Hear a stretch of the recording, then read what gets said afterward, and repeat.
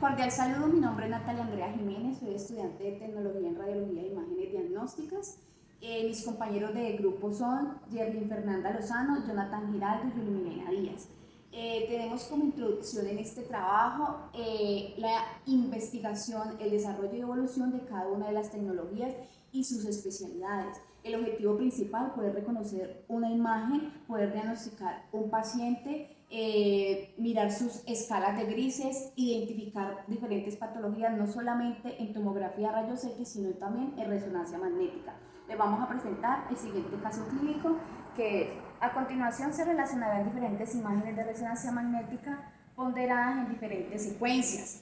Vamos a reconocer en esas imágenes lo que es la grasa, hueso, líquido cefalorraquídeo, sustancia blanca y sustancia gris, para indicar lo que es las imágenes hiperintensas, isointensas y hipointensas. Entonces, en la primera imagen que podemos observar acá, en estas flechas grises vamos a encontrar una secuencia T2 donde se observa líquido cefalorraquídeo en su escala de grises y se va a observar hiperintenso.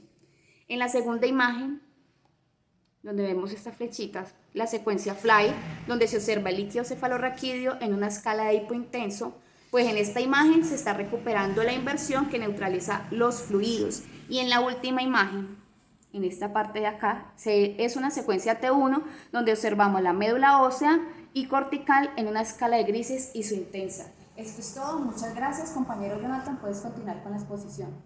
Inicio mi presentación con el movimiento de spin.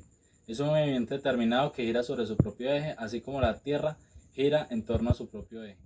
Continúo con el movimiento de precesión. Es un movimiento inclinado que gira en torno a su propio eje. Como ejemplo tenemos el trompo en movimiento con pérdida del equilibrio. A continuación vamos a hablar sobre la magnetización longitudinal.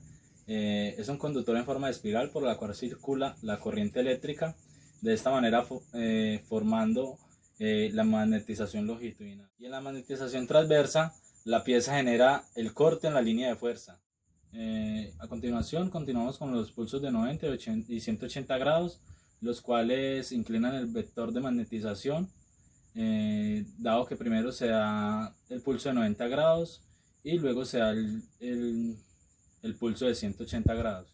A continuación vamos a hablar sobre el tiempo de relajación transversal o T2. Este básicamente mide el tiempo en que los protones permanecen en la fase del pulso de radiofrecuencia, también denominado spin-spin o protón-protón. Tienen un tiempo de repetición largo y un tiempo de eco largo. Este básicamente estudia patologías y aparece cuando hay un 37% de la pérdida de la magnetización. A continuación vamos a hablar sobre el tiempo de relajación longitudinal o T1. Este recibe el nombre de T1 porque tiene el tiempo de relajación spin o red, spin lates, spin plasma o tiempo de relajación longitudinal, ya que viene determinado por el estudio de la proyección sobre el eje Z, se expresa en milímetros, tiene un tiempo de repetición corto y un tiempo de eco corto. Este depende de la relajación entre el protón y el medio ambiente que lo rodea. Mi nombre es Yuli Milena Díaz Santa Coloma. Les voy a exponer algunos de los componentes de la resonancia magnética. Uno de esos componentes son el tiempo de eco y el tiempo de repetición. ¿Qué es el tiempo de eco? El tiempo de eco es el tiempo transcurrido entre la emisión del pulso y las ondas de radiofrecuencia, como lo podemos ver en esta imagen. Estas serían las ondas de radiofrecuencia. También les hablaré del tiempo de repetición, que es el tiempo que hay entre un pulso de radiofrecuencia y el otro, como lo podemos analizar en esta imagen. Este sería el pulso de radiofrecuencia y estas son las ondas. Estos serían los espacios que se miden en el tiempo de repetición. El componente de la secuencia del spin hecho. Son dos ángulos que la componen, el de 180 grados y el de 90 grados. El de 90 grados lo que hace es magnificar el vector, vasculizar el vector, y el de 80 años focaliza los spines que estén desfasados. También tenemos el spin hecho potenciado en T1. Este tiene dos características o dos componentes, que son el tiempo de repetición y el tiempo de eco más corto. Eso que facilita mirar de una forma isointensa los líquidos como la grasa.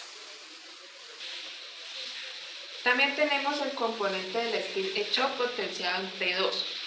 Este también tiene dos componentes, que es el tiempo de repetición y el tiempo de eco más largos, lo cual permite observar de una mejor densidad los líquidos. En este caso podemos ver el líquido cefalorraquídeo de una forma hiperintensa, es decir, más blanca.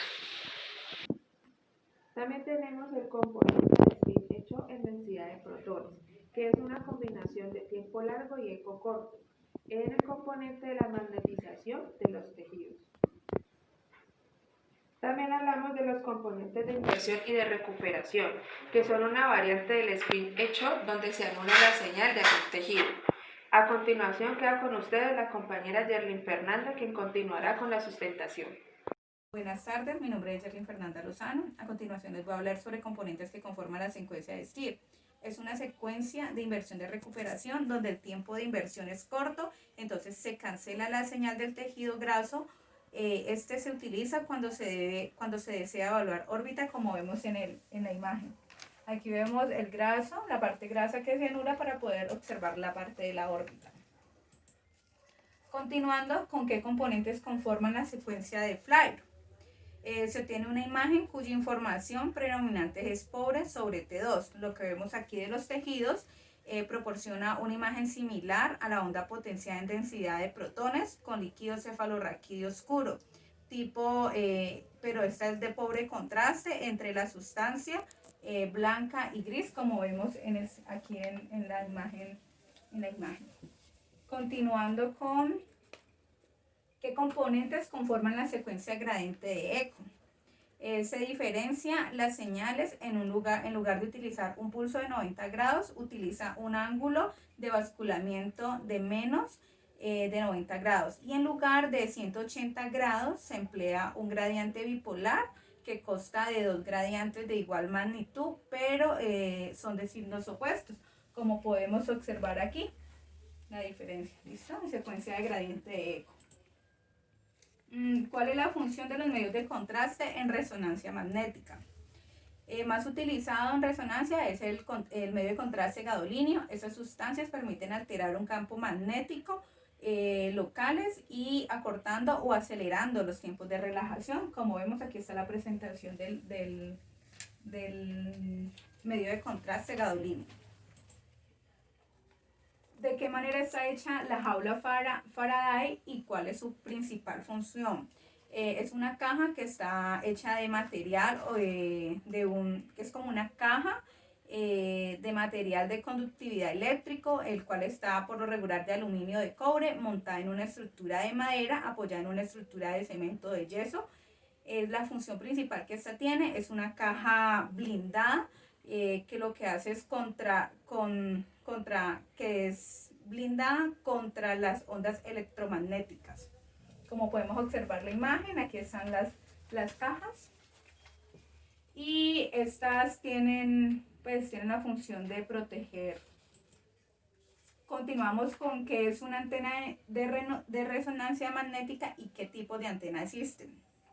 Las antenas de radiofrecuencia es parte, su existencia o es muy importante, se considera muy importante del sistema de formación de imágenes para resonancia magnética. Su función principal es aplicar pulsos de radiofrecuencia para generar campos magnéticos en determinada zona o estructura del paciente a tomar. En estas podemos ver aquí diferentes antenas. Se clasifican en sí en antenas de transmisión de recepción, antenas de transmisión y antenas de recepción. Entonces, como podemos observar aquí, vemos las diferentes antenas que son también para diferentes partes de nuestro cuerpo, dependiendo del estudio que vayamos a tomar. Continuamos con conclusiones. Es fundamental conocer los avances tecnológicos que se han implementado en el campo de radiología. Como tecnólogos, nosotros estamos para tomar una buena imagen para que así el médico radiólogo pueda realizar un diagnóstico certero. Entonces depende de nosotros aplicar las técnicas, al igual que tener una vocación y tener el conocimiento adquirido y necesario. Bueno, esto es todo. Muchas gracias.